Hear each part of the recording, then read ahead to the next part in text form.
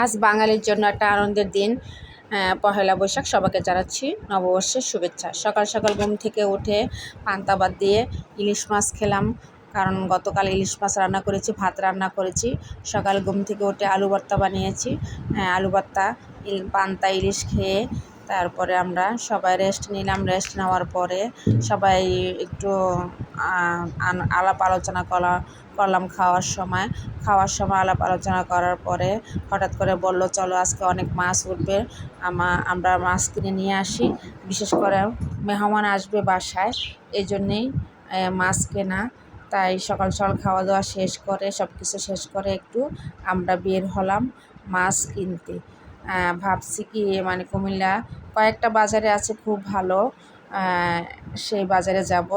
তারপরে হঠাৎ করে দুজনে সিদ্ধান্ত নিলাম, চলো আমি সহ যাব, আমাকেও নিয়ে যাবে সে বলতেছে তুমি গেলে ভালো হবে, ভিডিও করতে পারবে, কারণ তুমি তো ব্লগ করো, তাই ভিডিও নিয়ে আসলে হয়তো তুমি এগুলো একটা ব্লগ তৈরি করতে পারবে।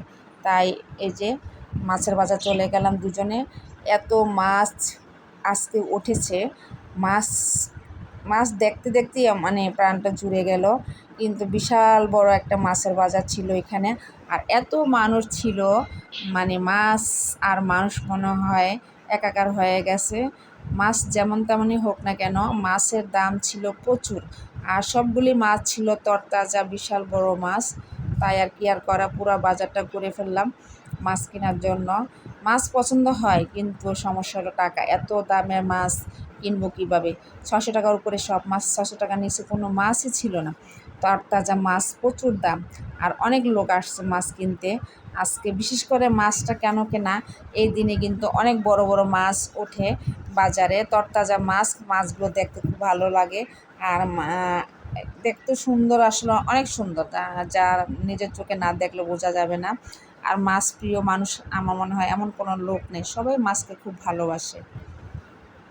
এই দেখেন কত বড় বড় মাছগুলা, একটা মাছ মনে হয় 5-6 কেজির উপরে। কোনো মাছ, মানে বিশেষ করে কাতল মাছগুলো এত বড় বড় ছিল।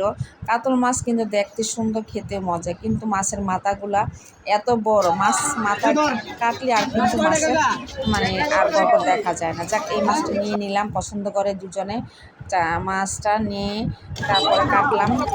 এত বড় মাছ তো পরে কাটা যাবে না, তাই কেটে নিয়ে আসলাম। আর বলছিল তুমি কাটতে পারবা কি না, আমি বলছি না, এত বড় মাছ আমার পক্ষে কাটা সম্ভব না। তাই মাছটা ঝটপট করে কেটে নিয়ে আসলাম তাদেরকে দিয়ে। অনেক সুন্দর করে মাছটা কেটে দিল। কেটে নিয়ে বাসায় তো বের করে তারপর ভাগ করলাম কিছু, আমার আব্বু আম্মুর জন্য পাঠিয়েছি।